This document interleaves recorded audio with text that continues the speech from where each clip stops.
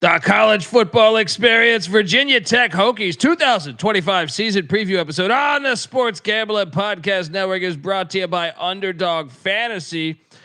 Yes, Underdog's got a brand new offer for new customers. Play just $5 and get $50 in bonus funds when you sign up with our promo code TCESGPN. So do that and let it ride. Hey folks, this is Bud Foster. You're listening to SGPN. Let's let it ride.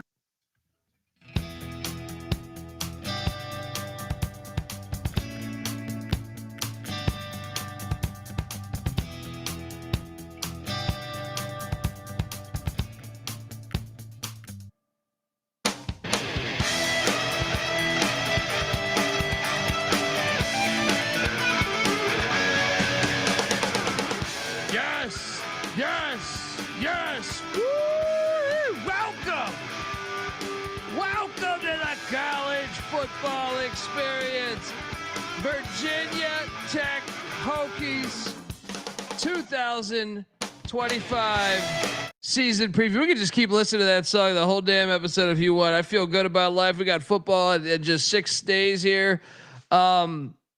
And remember, we're breaking down all 136 college football teams in the FBS with an hour long, pretty much on every single team in the land. Not pretty much an hour on every single team in the land. We're already deep in the 100s. So, I mean, go check out every episode. They're out there. All right. And if it's not your team, then it's coming. All right. It is coming. YouTube.com/the college experience. And this is an interesting one because, kind of a make or break season. I thought, no, we kind of said that a season ago, but I would say even more pressure is now on Coach Pry. And we will talk about that, as obviously last season was not the season they wanted. But we will talk all about it. We'll talk about the schedule, state of the program, roster, transfer portal gets, all that good stuff. But you're probably wondering who the hell you're listening to. And that's fair. My name is Colby Swinging Database Dad, AKA Pick Dundee. That's not a pick. This is a pick. He was raised in the land down under, where a man thinks on his feet, speaks with his fists, and lives by his wits. When Dundee happened, he was a superstar. I'm probably drinking too much and celebrating too much and not sleeping. Would have killed a normal man, but no, that's gone. The medical advice I got from that was like being hit by lightning. Pretend it never happened and get on with your life. Oh yeah, let's go Hokies. Let's get this program back where it deserves and belongs to be. Shout out to the chat. Love kicking it with everyone in the chat. And yeah, this program is rich in tradition. We got to get it back to that. I am joined by my co-host. He is also the host of the college basketball experience. When the season goes live in hoops, you better be with us. Mike Young, come on. Love Mike Young. We got to get it back together though. We got to make a run to the dance. Remember, when the season goes live, we're talking every single college basketball game the entire season. Same with football. And of course we have the college baseball experience as well. Give it up for former staffer at Austin Peay with the Governors, South Carolina with the Gamecocks, and West Virginia with the Mountaineers, Ryan McIntyre, aka Monetline Mac. What's up, man? What's up? Yes, let's talk some Hokies. Enter Sandman. Mac tonight. Come on, make it Mac tonight. Yes, man. And this is such a pivotal year, I would say. Really with everything going. I just, it's just been ever since Beamer left, it's just been tough. I know Fuente had like a season where you kind of were like, okay, a season or two where you're like, okay, they're going to be fine. But man, it just has not been 2 losing seasons in the past 3 years. I'm sorry, 3 losing seasons in the past 4 years. No, 4 losing seasons in the past 5 years. That's crazy, man. And man, 5 losing seasons in the last 7 years. At Virginia Tech, Frank Beamer. Oh, I would love to know his thoughts on this right now. But there was an interesting article that dropped over the past couple of months. We talked about it. We did like a Virginia Tech only pod about the state of their program. after an article or two dropped about I forget who did that article. Somebody from Austin. Yeah, you're right. Weird. Fucking Texas. It's coming at Virginia Tech. I forget what platform did that though, but anyway, if you search, you'll probably be able to find it.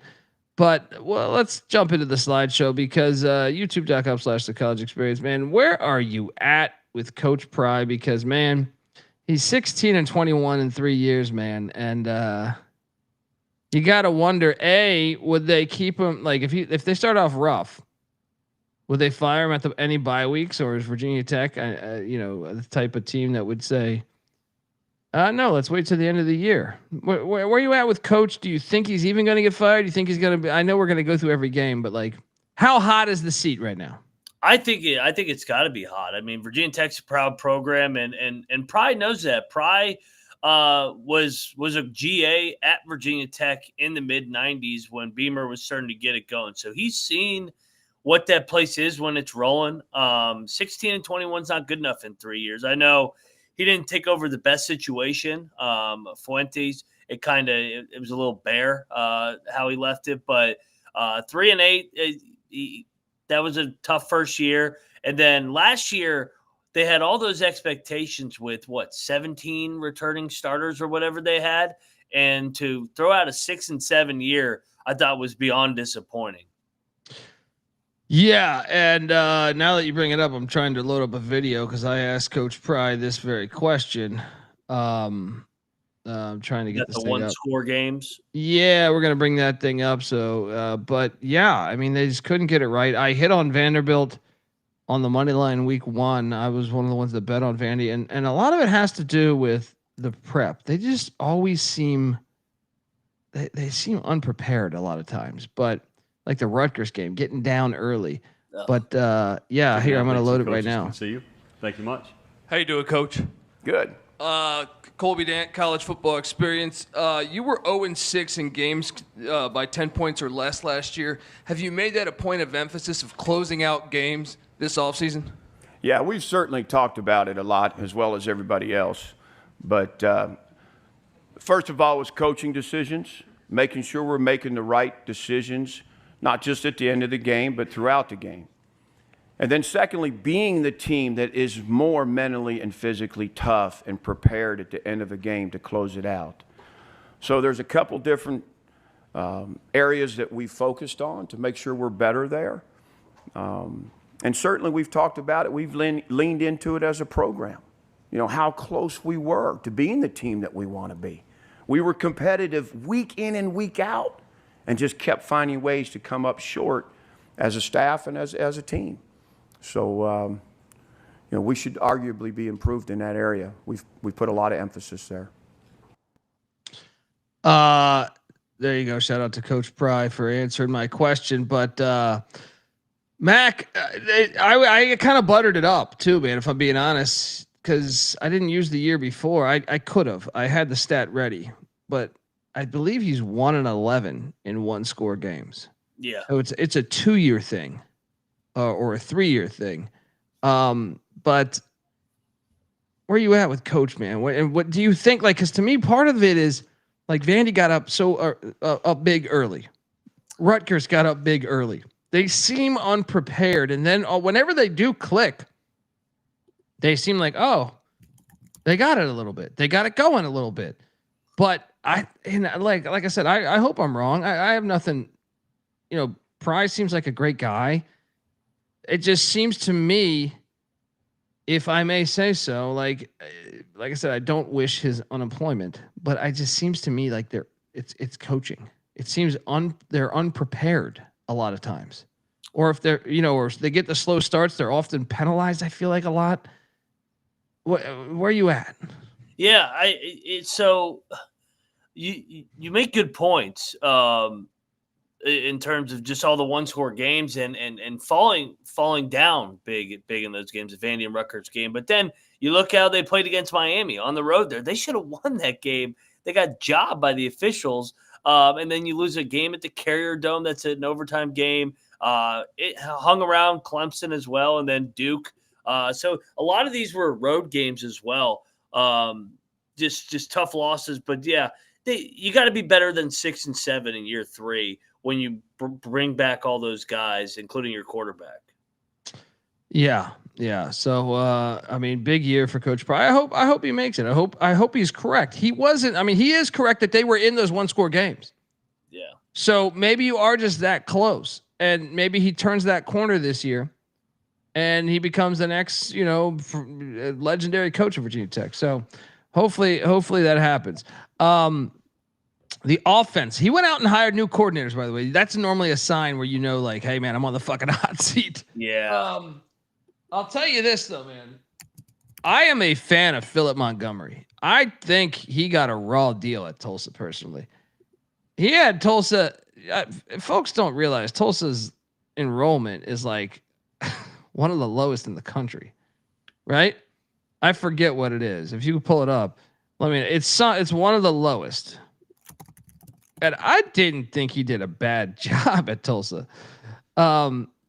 So he went bowling 4 out of 8 years there, I think it is. 4,000 students at Tulsa. That's what I'm saying. So you're working.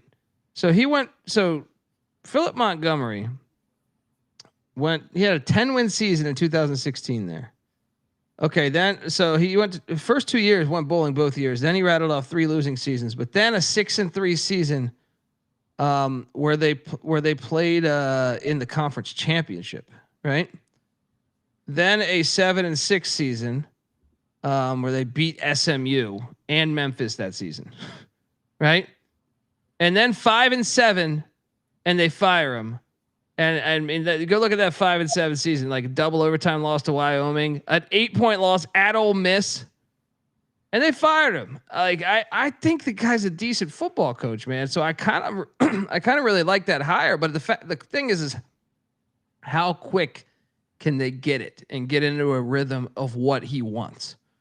Like I said, 67th in scoring offense, 106th in pass offense, 43rd in rush offense, 88th in total offense a season ago. How fast can he fix it? Now he does bring back 2 quarterbacks that started for him. Kyron Drones has been starting for a while. Obviously, Kramer from Sports Gambling Podcast was giving out his Heisman Trophy shit last year, and that thing kind of blew up in his face. And I talked to Kyron Drones at ACC Media Days, man, and I'm really rooting for that kid. It was his birthday. While we were talking, we found out it was his birthday, but I think he could really flourish in Philip Montgomery's offense. But at the same time, Pop Watson's backing him up, and man, I am so happy that the name Pop is coming back, because since Pop Warner, or Soto Popinski and Mike Tyson's Punch Out, we've been lacking the name Pop for a while. So I'm really hoping that Pop Watson wins a Heisman in his college tenure.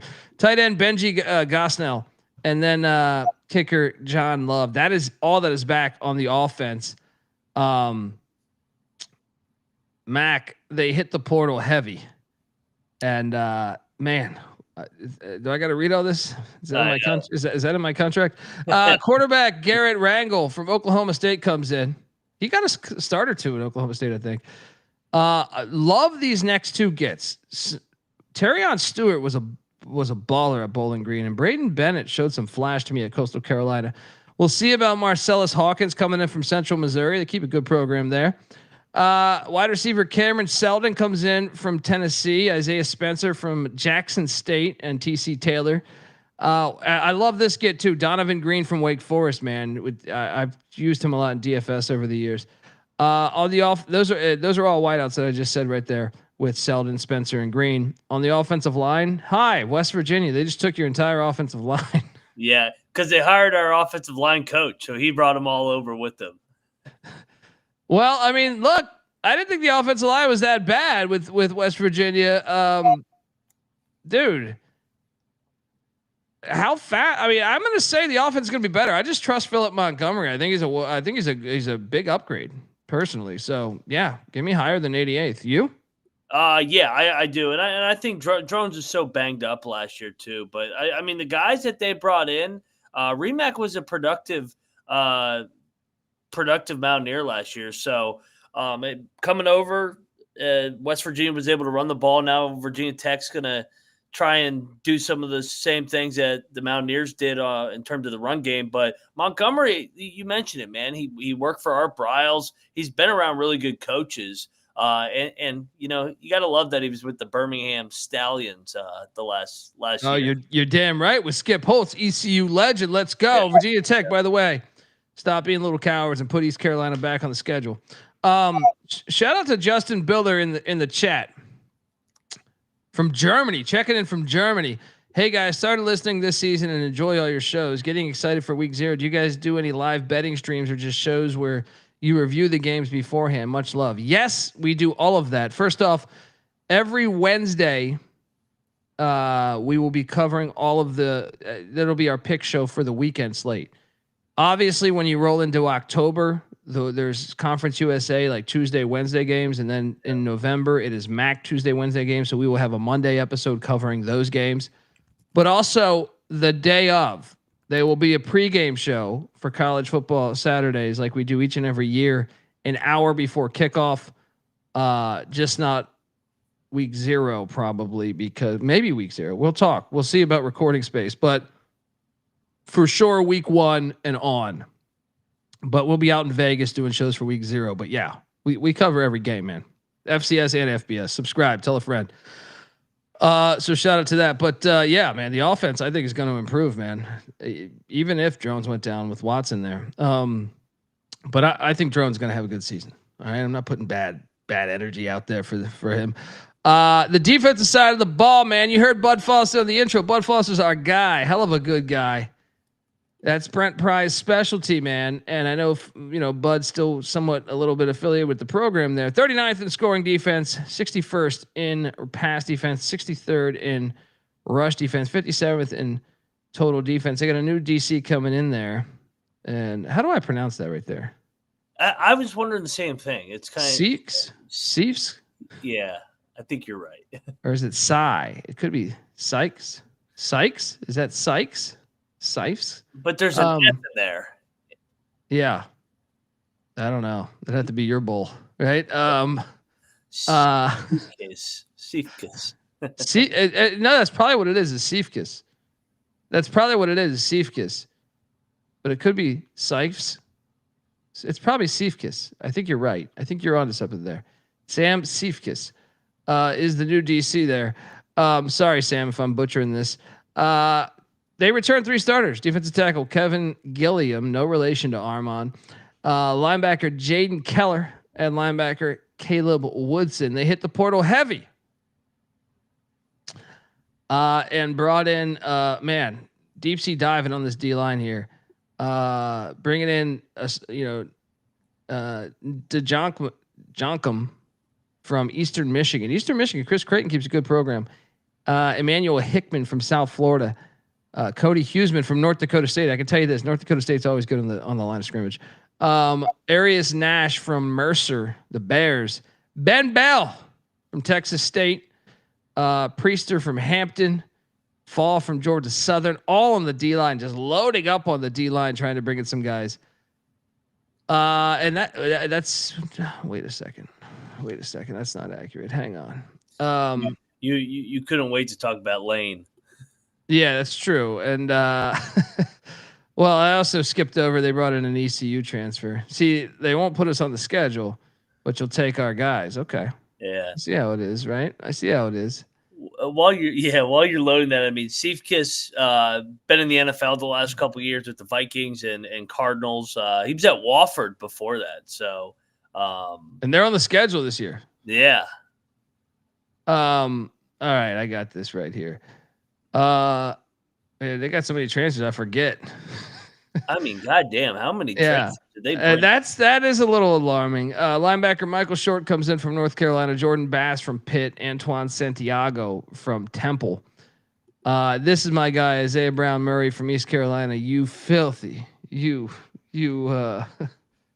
sandbagging sons of bitches come into our territory and steal one of our guys after you cancel the series.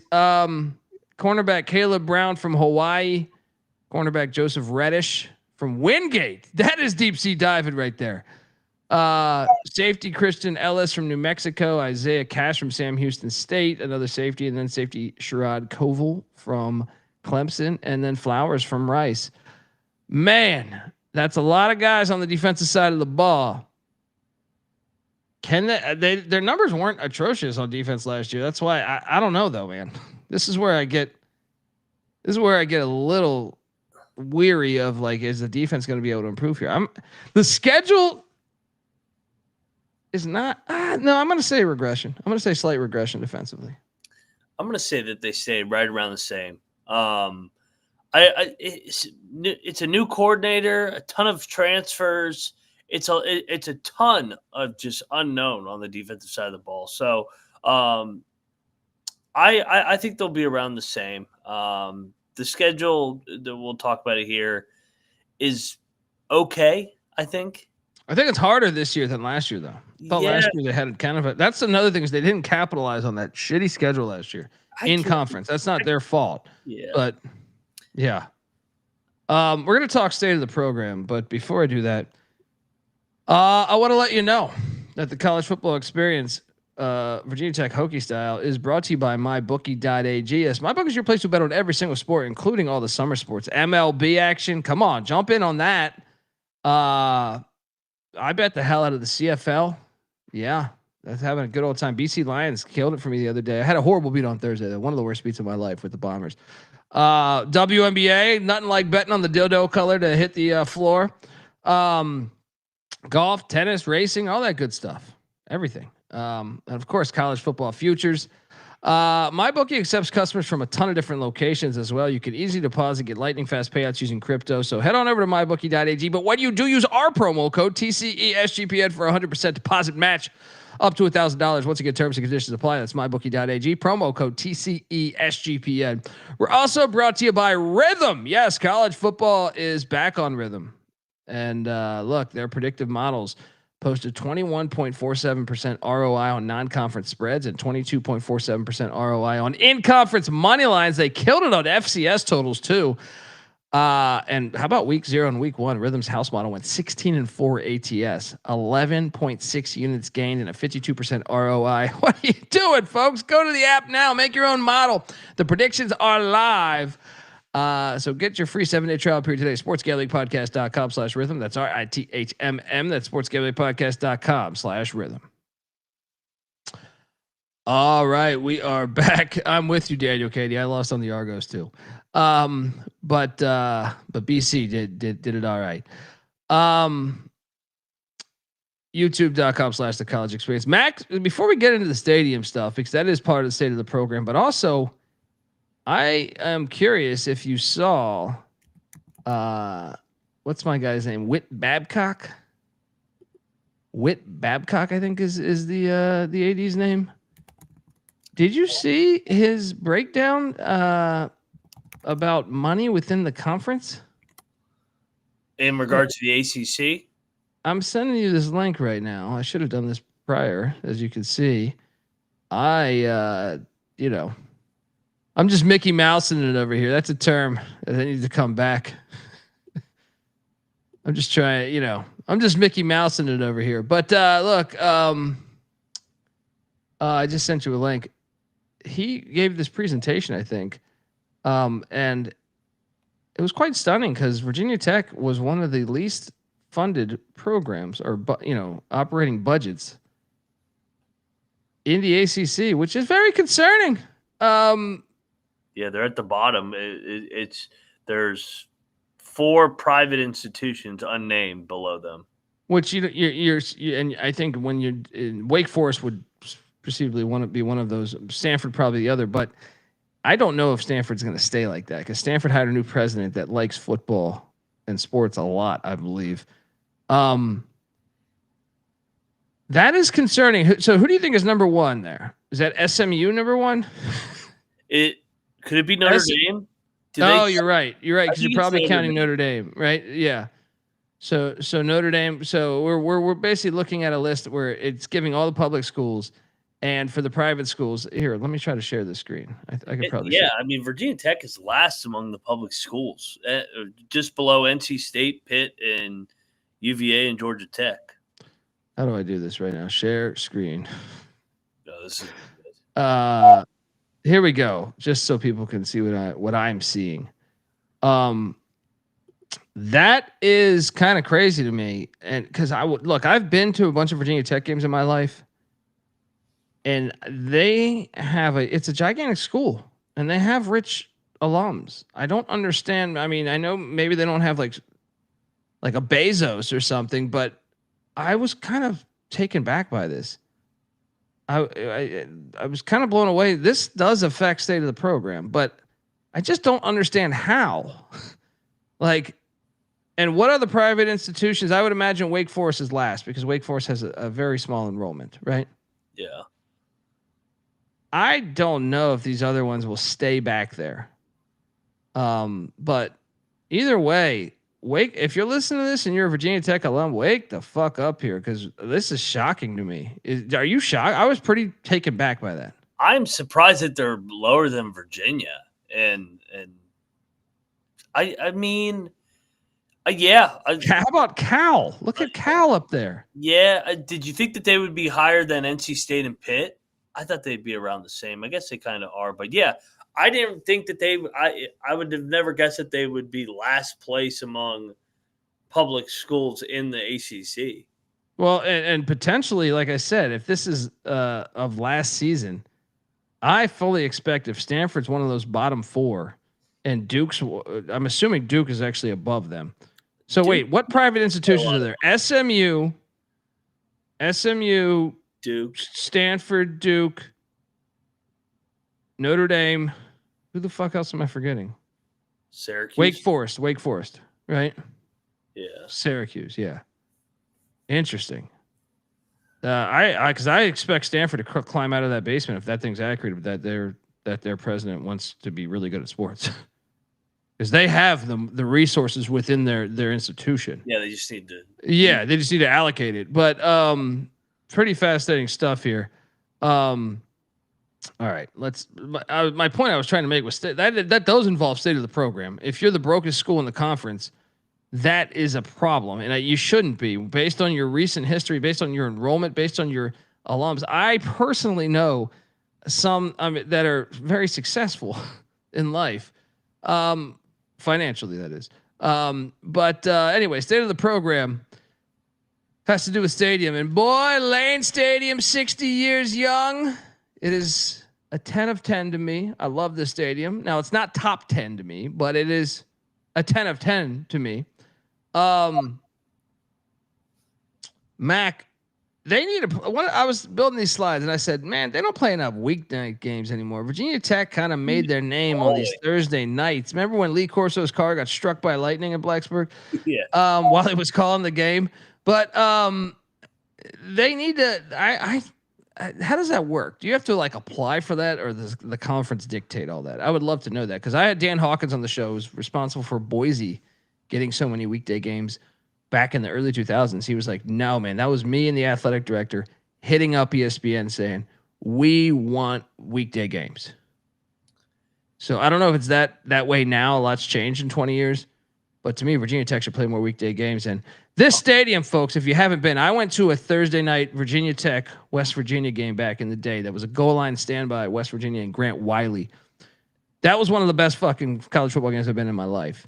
And it's a bummer for Virginia Tech fans, but I'm saying this place is awesome.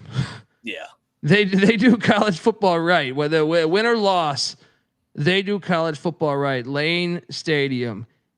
I would put, if you're a college football fan and you're looking for a bucket list, throughout the next 20 years of your life or something, you're going to go to a couple each year. This shit's got to be on there. Blacksburg is a fun city too, man. They love their Hokies, and I want to go back because they've actually like expanded it, I think, since I've been there. But what do you give this thing 1 to 10, man? Yeah, I mean, it's a gem. 66,000. I'm giving it a 10 as well, and just maybe the best entrance in all college football when Enter Sandman. I mean, that place jumps, and when they do the orange out at night, they do have a Friday night game on their schedule this year. They got Cal coming to them, but you're right. I mean, it's you lost some of those rivalries, man. Like not having the Black Diamond game is a crime that West Virginia and Virginia Tech don't play every single year. Yeah, and I think it's been down also because Virginia's been ass, even their own rival. I mean, I know they like it that they're ass, but I'm just saying, like, I can remember. So I actually, one of the things that I grew up within like a 4-hour drive from here. I grew up in the Washington D.C. area, and I kind of got to witness as I became a college football fan in late 80s, early 90s. I got to witness Virginia Tech being like average. He had already built it up from shit to average. Beamer, that is. And then I got to watch, I remember watching that Texas bowl game in 95, 94, 95, something like that. I started at like the Will Ferrell era at Virginia Tech, watching them when they had like Ray Crittenden at wide receiver and shit. But watching that go up from there, man, this thing was a comet. I thought this thing was I was like, man, obviously they played in the national championship. But I remember the stadium didn't even look like this. Like I wasn't going to those games back in like 95, but I'm saying like they really built this shit up, man. And it's crazy to me to think that they're that far back financially. Cause like I said, like they seem to me like with the amount of talent in Southern Virginia. By the way, look at Lane Stadium back in the day, youtube.com/the college experience.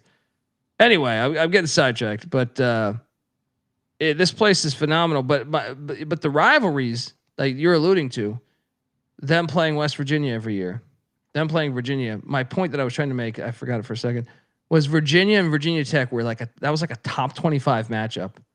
Yeah. Late 90s, early 2000s. Yeah. Man, they got to get it back to that. I don't know how the hell you get it back to that. Oh, there's a guy named Michael Vick coaching Norfolk State right now. But Hokies fans know that name. Oh yeah. You're giving this thing a 10 though, but yeah, what you were hitting on that. I didn't mean to cut you off, but they get that game back. I just think they should say, man, they should play like more Thursday night games. I just remember like that was such a like more than most teams. They would play these Thursday night games, and that place would be fucking rocking. And them being like the main attraction on a Thursday night was college football for a little bit, man. It really was. Like I you're right, because I remember growing up watching Virginia Tech on those Thursday nights, whether they were playing Miami or Florida State and some of these bigger games at West Virginia. Georgia Tech with Paul Johnson. Yeah. Yeah. And the West Virginia game usually was on a Thursday night too. But for whatever reason, college football also has gone away from playing on Thursday more and more because of the NFL. That's bullshit. No one cares about the NFL. Fuck the NFL. A lot of people care, but they're not the college football fans, in my opinion. The college football fans will watch college football. Yeah. Agreed. And they're on Amazon on Thursday night. So why would you not dominate the ESPNs? Yeah. Yeah. You been to a game here, man? This place is awesome. Yeah, I've been to Lane. Yeah, I got a bunch of family that went to Tech. So yeah, we always talk shit to one another. But isn't that puzzling that they are essentially like that poor then? Because like I said, like for me, I spent a lot of time there going to games and stuff, and I was like, they have a lot of the people I know there are well off. The school is a good school. Like you go through the school, you're gonna be pretty set up for life later. It's hard to get in there. It's hard. Yeah. It used to be not hard to get in there. Now it's like almost UVA hard to get in there. And Blacksburg is a little bit in the middle of nowhere. But like you said, people have gone and they have a huge enrollment. And yeah, I mean, look at those fans. Yeah, and then they storm. By the way, shout out to look. You're paying this crazy tuition. Your textbooks are crazy. Your pocket tickets are just complete rip off. The least you could do is storm the field. Don't listen to this Greg Sankey bullshit. All right, this is college football. This is the way it's supposed to be. College sports, you storm. It's got a 150-year history. You're supposed to remember this. On your deathbed, you're sitting there saying, "Damn, that was fun. I remember storming Lane Stadium." Anyway. We both give this stadium a 10 of 10. Get yourself out there. This place is phenomenal. They do college football right in Blacksburg, Virginia. They just got to get the team right. They got to get the team right, man. So This is one of my favorites, by the way. I put this here just because I love using this on the internet. Well, a lot of times with just arguing with idiots and shit, I'll just post this. One of my favorite moments ever is when this game was 0-0, goes to overtime. Frank Beamer's celebrating. Well, classic TV moment. But we get to state of the program, Mac. This is where I had a hard time because I actually had this coming into this as like a 7, like a 6 or a 7. But then I saw those comments and I was like, they don't have any money. No wonder why they kept Pry and Young last year. We thought Mike Young might get fired. We thought Brent Pry might get fired. They kept both. I think that's alarming right now. I think until they get their shit together, I have to give this a 5 of 10. And I actually think I might be being generous. I'll go 5. And whenever we give out a 5, I feel like it's when there's so much unknown and you're kind of in no man's land. And I feel like Virginia Tech is in no man's land. So, yeah, I'll go 5 out of 10.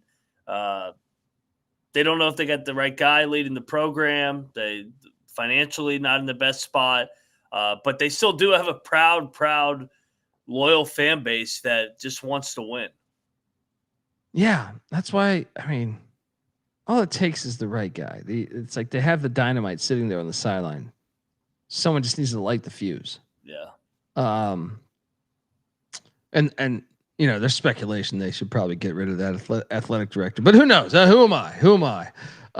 Just a guy drinking Labatt Blue, American made. I'm all fucked up over here. Anyway, okay, let's get to the schedule. But before we get to the schedule, I want to let the good folks know that the College Football Experience Hokie Edition is brought to you by Circa Millions and Circa Survivor. Yes, the world's greatest sports book. Circa Las Vegas is hosting the world's biggest pro football contest. Circa Millions, Circa Survivor, and Circa Grandissimo with over $21 million in guaranteed prizes. You cannot call yourself a true DGen if you are not competing in the Circa football contest. Come hang out with the SGPN crew at Circa Contest Weekend, August 21st to August 23rd for an amazing weekend, including live shows. And myself, Moneyline Mac, will be doing those live shows. Yes, the College Football Experience will be out there at Circa, downtown Las Vegas, covering every single week 0 game, FCS and FBS, line movement, everything, player injury, all that stuff. We're deep diving there. We're going to give you a breakdown on that Portland State offense. All right, Farmageddon. So what are you doing? Get on out there. Live shows. We're going to get open bars. Plus, we're going to get you 15% off your stay at Circa with our promo code SGP15. You're welcome. And look, the contests are open to everyone. You can sign up in Nevada, play from anywhere with the help of SGPN's official proxy. So go to footballcontest.com and use that promo code SGP to get $50 off those proxy fees. We're also brought to you by Underdog Fantasy. Underdog Best Ball Mania is happening all summer long, giving away $15 million in prizes, including $2 million to first place. There's no waiver wire, no arguments about trades. Best ball is the best way to play fantasy football, folks. And look, Underdog is also a great place to play pick'em. You can win up to 500 times the amount of money you enter. So what are you doing? Jump on over there, underdogfantasy.com. They got a brand new offer for new customers. Play just $5 and get $50 in bonus funds when you sign up with the promo code. Our promo code TCESGPN. So do that and remember to let it ride. All right. We are back. Here comes the schedule, man, because week 1, why isn't this a home and home? I fucking hate this game in Atlanta at that bullshit stadium. Mercedes-Benz. I just am so sick of these corporate NFL games coming into college football. We don't want this nonsense. All right. This series goes back to 1905 and it is relevant because obviously Shane Beamer's doing a hell of a good job with the South Carolina Gamecocks. And his dad is a legend in Blacksburg, obviously. Played and coached there. So, I mean, this game's awesome. I did take the 8.5 points with these Hokies. I did. It's already bet. Yeah, we both picked South Carolina on the South Carolina preview, but I think Tech can actually get them. But I'll stick with my original pick. I'm with you. I'm taking the points in that game. But man, this is a shame that this game is in Atlanta because think about the welcome home it would have been if Shane Beamer got to coach a game in Blacksburg with his old man. Yeah, or like You have two of the best environments in all of college football. Williams-Brice is awesome. Lane Stadium's awesome. You can showcase the best that is college football, right? Those places are special. Those things sell on TV. To me, if I was, I have a 1-year-old son. If he was, wondering, I think about myself when I was like a 7 or 8-year-old. When I was, started to watch. I remember watching like Notre Dame, Colorado, and shit, and I was kind of captivated by this. I was already into football, and I was just like, what the hell is this, man? This is pretty cool that Notre Dame Stadium's rocking like this, and whatever stadium we were watching the games on. What are we doing? You put it at a corporate fucking game. This is bullshit. I'm just turned off by that location, but I do think South Carolina wins the game. Virginia Tech covers though. Agree. 0-1 for the Hokies. 0-1, and then oh god, I know you've already been pissed on once. Do you want to get pissed on again? Because you put them on the schedule. Diego pissing Pavia and Vanderbilt come into Lane Stadium in a series that goes back to 1930. And I am sorry, Mac. I know we already talked Vanderbilt, but I think Vanderbilt is a better football team than Virginia Tech. And the fact you just play South Carolina and you're not playing an FCS like Furman, I think is a problem for Virginia Tech, because Vanderbilt plays Charleston Southern. Diego Pavia could be out of the game in the second quarter because of a big lead, and be fresh for Virginia Tech, where Virginia Tech is going to be in a game. I think Vanderbilt sweeps them. 0-2 for these Hokies. I took Vandy as well for the same reasons, and it's a short prep because they play that game on the Sunday down there in Atlanta. So this is a quick short prep for a timing offense too. That's not a normal offense. Yep. They're running the triple out of the gun essentially. Yep. This is a tough spot for Virginia Tech. Now, I will say the game is at 7:30 primetime, so that place will be rocking for a revenge angle, but I think Vandy's better as well. So I'll take Vandy 0-2 for the Hokies. Yeah, they're getting pissed on 2 years in a row. That ain't fun.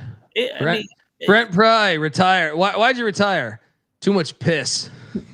Hey, to sum up how too much piss on my face. To sum up how far Virginia Tech has fallen a little bit over the last couple of years, if they lose to Vandy at home, they will have lost to Rutgers and Vanderbilt back-to-back years at home at Lane Stadium. Like, what? Nobody used to win there. Now they're losing to Rutgers and Vanderbilt. That is well said. Well fucking said. And I believe Tech fans are throwing shit at their TV now. Yeah. Damn it. Where the hell is my clip? I can't. The fuck is that? There we go. 0-2. And I'll tell you something, man. You better watch out this next game. Because Ricky Ronnie's bunch at Old Dominion come in there. They've already beat these Hokies twice since they started up their football program like 15 years ago. I know Virginia Tech just canceled a home and home, and they're only going to be hosting Old Dominion. Yeah, they got Heineke'd out there. I'm just saying. The only thing on my mind, Gene, was pussy. Afraid to go into old SB Ballard Stadium, huh? I understand. I'm going to give the Hokies a win here, but man, I do think ODU they're going to have a good year, I think. Yeah. They bring back a ton, Ricky Ron's team. So, 1-2, they get it done at home. I'll have a bounce back. 1-2, and then they host Wofford and Sean Watson. I know Sean Watson, former OC at the Colorado Buffaloes way back in the day under Gary Barnett. 2-2. They get it done here. Yep, 2-2. Then they come out of that and they head to Carter Finley Stadium to take on the Pussy Pack, better known as better known as the Pussy Pack. They are known as NC State too, though. The series goes back 125 years. Oh man, this is just the type of game NC State would lose, because I feel like that environment. You know what? Give me a Hokies win. Give me a Hokies win here. Fuck NC State. All right, 3-2. What's NC State coming off of? Are they coming off a big game? I don't know. You got to pull that up. They are coming off of at Duke. So, yeah. That is a big game. Yes. Yeah, that is a big game. I'll go NC State just because they're at home. But I'm with you. This is a one-possession game. This is a coin flip game. 3-2 for me. Then Wake Forest and Jake Dickett coming through. We will be previewing Wake Forest tomorrow, by the way, tomorrow afternoon. Wake Forest at Virginia Tech. I will give it to the Hokies. I'm intrigued by Wake Forest though. This is a home environment win. Yeah. 3-3 for me. Win. 4-2 for me. Then a trip to Bobby Dodd Stadium to take on Brent Key and Georgia Tech, and this will be a loss. Yeah. Although Georgia Tech's weird, like the team, sometimes they lose to the teams that are at the bottom of the conference. So give me 4-3. What are you doing here? Yeah, Tech got him in Blacksburg last year. But yeah, they're a better football team in my opinion. Like Georgia Tech's a better football team, but they didn't have Haynes King that game. Correct, and Georgia Tech brings back so much. So I'll go Georgia Tech 3-4 for me. Yeah, 4-3 for me. They get a bye week. Shout out to Michael Vick, man. Electrifying was he when he was with the Hokies. Then come out of the bye week and you're hosting the California Golden Bears. What's this game doing on the schedule? This game's awful. Yeah. Friday night. Another Friday night game that they're just forcing it down our throat. What was the other one? USC and who was it? USC and Northwestern. God. These TV execs are like, yeah, you're gonna like this new conference. I know college football is 156 years old or some shit, but we're gonna break the rules of regionality and we're gonna force it down your throat. I mean, give me Virginia Tech. Yeah. What do I have them at? 5-3. I got them at 4-4. 5-3, and then the Louisville Cardinals and Jeff Brown come into town.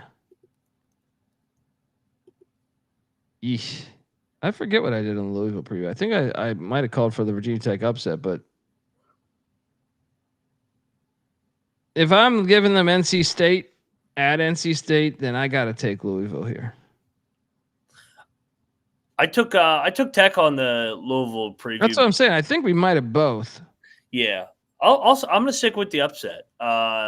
Louisville, under Braum, like all right, give me the upset. Yeah, that puts me at 6. They dropped some games on the road, so yeah. The Stanford game last year. Yeah, give me Tech. Let's go. They should be rocking for that. So what do I got them at? 6 and what are my losses right now? 6-3.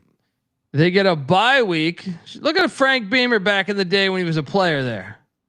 And then look at this dude named Bruce Smith. He's kind of fucking awesome. Pretty good. Yeah. Bruce Smith's the type of dude that like, I watch all these fucking movies. I love movies. We went to, went to school for writing movies and stuff. And I hate all these fucking post-apocalyptic movies because they got like some white guy that looks like 175 pounds saving just saving the day. It's like all these fucking zombies. Now, you know what's really going to happen if the zombies come? Someone like Bruce Smith's going to fucking make it. He's going to make it. All right. It ain't going to be goddamn. They make everyone look like, Phillip Rivers or some shit. It was saving the day. No, it's going to be Bruce Smith. That's going to be sitting there enjoying all of our shit. He's going to be watching my television with all these dead zombies, drinking my booze. All right. Anyway, we'll talk more about Virginia Tech players in zombie post-apocalyptic movies later. Come out of the bye, and you're heading to Tallahassee to take on Saudi Arabia State. I mean, who the hell knows? I asked the beat writer at Florida State on ACC Media Days. I was like, dude, so what do you think about this team? He's like, I got no fucking idea. We're starting 20. I'm pretty sure we're starting 22 transfers. It's like, okay. Who the hell knows what we're gonna get from Florida State at week? What week is this? Week 10? Yeah, I'm gonna take Florida State though. There's no way they're gonna be a winning team. I feel like at least like a bowl team. So I can't see the Hokies going in there and getting that dub. Give me Saudi Arabia to get it done here. Yeah, and Florida State, like Virginia Tech, like those fans care down there. So I'll take Florida State. Yeah. This was the 1999 national championship. It was, and there's a lot of speculation on if Nebraska should have been playing in that game. Yeah. Do a deep dive on that. But anyway, yeah. So I got him 6-4 right now. What do you got him at? 5-5. All right, then the Canes are coming to Virginia Tech. Late November. This is an interesting one because a lot of Virginia Tech fans deem this as a rivalry. And I kind of agree as someone that went to a bunch of Virginia Tech games. But then you ask Miami fans, they don't really value this as a rivalry. They value Florida State and Florida and some other schools. So it's intriguing. It's like one wants it to be a rivalry. The other one's saying, nah, all right, sort of. I got Virginia Tech winning this. Miami up in the cold. Yeah. My only the only way this doesn't hit is if Pry's fired or something, and like the team quit. There's a scenario where they do lose to NC State. They do lose to Louisville, and they on that second bye week they might fire Pry, and then everyone's hitting the portal, and they lose out. There is a scenario with that. But give me a win for these Hokies. Get these little Miami bitches up in the cold. Yeah. Have fun with that. Storm the field. This is going to be great. Yeah, Tech does not like Miami. And they should have won the damn game last year down in Miami. So yeah, give me Tech. And then we got the rivalry game here. Virginia Tech. Is Tony this is the hardest game to project. Is Brent Pry coaching Virginia Tech? Is Tony Elliott coaching Virginia? I have no fucking idea. I'll tell you this though, Virginia spent a little bit this year.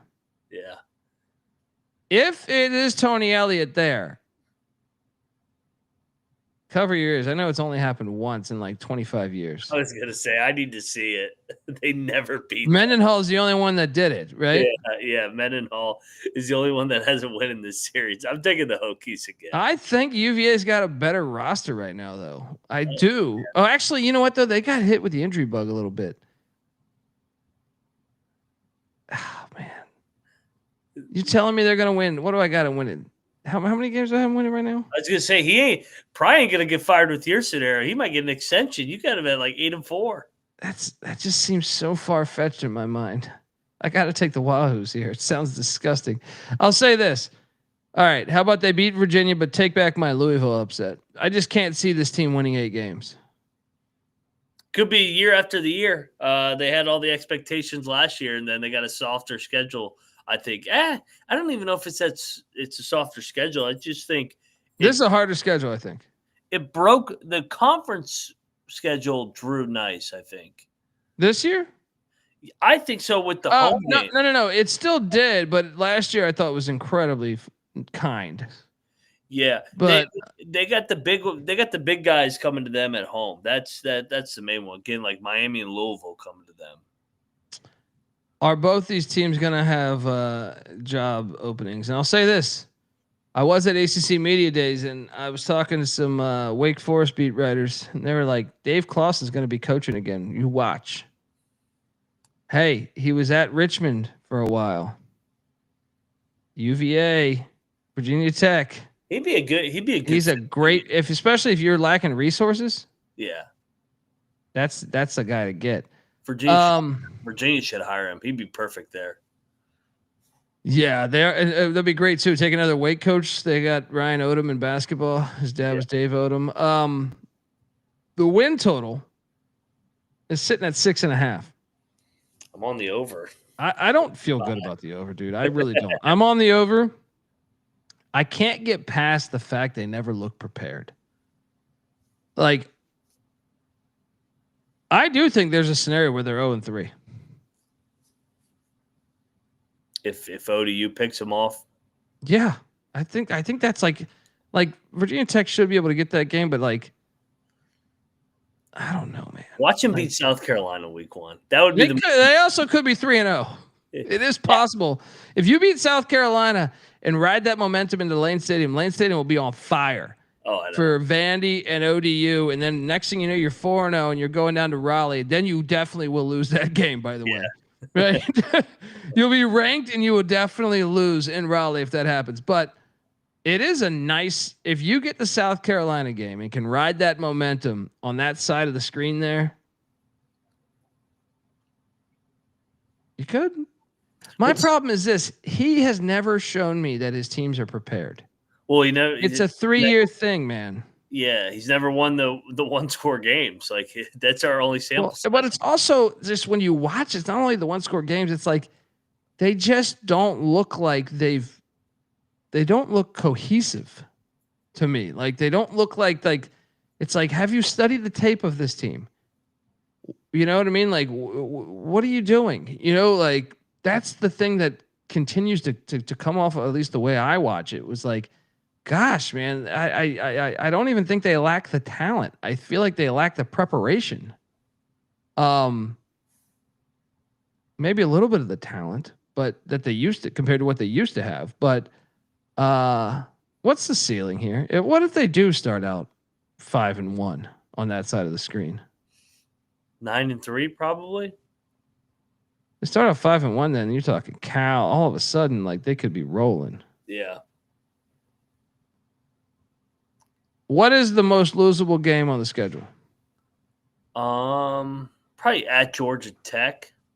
But Georgia Tech has a history of losing to teams shouldn't. That's what I mean. I like their home games. Get in Miami and Louisville coming to them, because if those were flipped, I'd be like, they're not winning those games. But you avoid Clemson, you avoid SMU, both teams that played for the ACC championship. Avoid Duke. You avoid Pitt, who I'm kind of high on this year, and Duke as well. I'm high on. Avoid Carolina. Damn, dude, it is a nice schedule. The more you think about it. Yeah. It's also the ACC is just so damn big. I mean, because they got the only one that they avoid Stanford too. Yeah, forgot they were in the conference. I was going to say that's the one that they missed that you would want on there. Yeah, that's true. That is true. I'm on the over. I didn't think I was going to be on the over this episode. I don't feel very confident with it. I do not feel very confident with it, but it is a nice schedule. The more you think about it. What's the floor? The floor is they start out 0-3. They beat Wofford. They lose to NC State. They still probably beat Wake, so 2 wins. They lose there, and then the bye week happens. They fire Pry, and then who fucking knows? I would say the floor is probably 4-8, 3-9, something like that. Yeah, I think you're right. Because what are the locks? I mean, Wake at home, Wofford. Cal probably, just because it's. But Cal does have some guys though. At least like Wake. It's a far trip though. Yeah, I know. Actually, Wake's probably more losable just because of the proximity. Yeah. Cal's never played at Blacksburg too. I mean, like they've never experienced. They're on a Friday night. What a stupid game. The Cal rhythm's gonna be like. Are they flying in the Dulles from fucking San Francisco? You can have flying into Richmond, right? What are you flying into? They're flying in the Dulles and taking a 4-hour bus ride or whatever it is, 3-hour bus ride. The algorithm watching Lane Stadium rock when they do Enter Salmon, they're going to be like, what the fuck are we doing in this league? That is true. All right, folks, that's our show. We're both on the over. I'm not locking this thing at all. No, You're interested? Yeah. No, I Pry, we need to see it from Pry. It was everything I just said about Morris at North Texas, I'm saying about Pry right now at Virginia Tech. Yeah, go check our North Texas preview we did. We also did USC, the Trojans. Remember that classic USC Virginia Tech game at FedEx back in the day? That was a great game. Virginia Tech almost got the Trojans. Look, folks, I put together a slideshow honoring the history of Virginia Tech football on the way out. I look, and if you're listening to this, come on, man. Virginia Tech's got to get great. We got to throw some money into the football program, all right? When I say we, I'm not talking about me. I'm talking about Kramer, my co-host on the Sports Gambling Podcast Network. Yeah, we got to just get Virginia Tech back thriving. Let's go. College football is better when the Hokies are rolling, or at least like a 7-8 win team every year. Tomorrow we will be back with Wake Forest. Also going to be talking the Buffalo Bulls. You fuck with the Bulls. Nothing like a case of Blue Bulls, right? That's what you're getting tomorrow. All right. Also, we will be talking the Pitt Panthers. Damn it. I already kind of led them on. So buckle up. That should be a fun one with Moneyline Mac just sitting there cringing every time I take a Pitt win. Yeah, Give Moneyline Mac a follow on Twitter at Moneyline_Mac. I'm on Twitter at the Colby D. The College Football Experience is on Twitter at TCE on SGP. And don't forget about our secret episodes too. I got the Nixon tapes episodes out there, iTunes and Spotify, where I interviewed multiple players, multiple coaches, and a conference commissioner. Just didn't have camera available, so that shit's all on audio. So go check them all out. And while you're there, give us a 5-star review. Not enough people doing that. All right, goddamn, we got 177 people watching this thing live. We can't get a goddamn 5-star on iTunes, Spotify, any of that. Throw some bone. That's what I'm saying. Unbelievable. Now I understand what Virginia Tech's facing. Right? They got all these alums. No one's giving them money. They're broke. That's changing now. All right. If you could change, and I could change, and everybody could change. See you tomorrow with the Wake Forest Demon Deacons, folks. This is the College Football Experience, Virginia Tech style. Check out that slideshow. You better start thinking about yours. And we are out of here.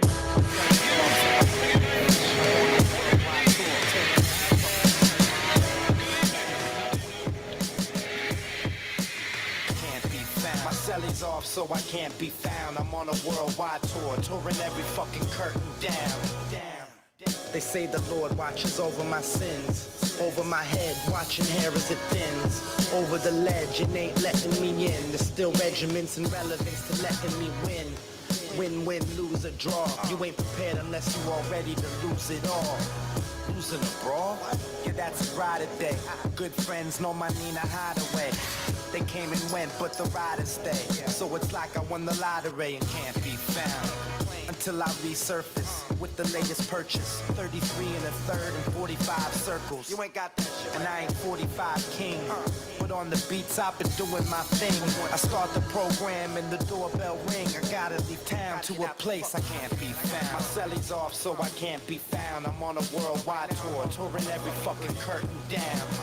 American dreams, lessons, and still they work. I guess the sand on the beach still was really dirt. Now I'm going home, flying over Rome at 30,000 feet. Like, damn, is that really Earth? I see the killers work on walls, familiar turf. Got a little school in graph, 101 was first. Got a little school in math, didn't really work. But put the numbers on the block and I make them hurt. Any block is my stomping ground where my people lay low so they can't be found. They don't wanna be, ain't from the crew, but I'm honorary. Liquid, solar sad, psycho harmony. Type of armory that's more than a shield. Type of armory's DeLorean steel.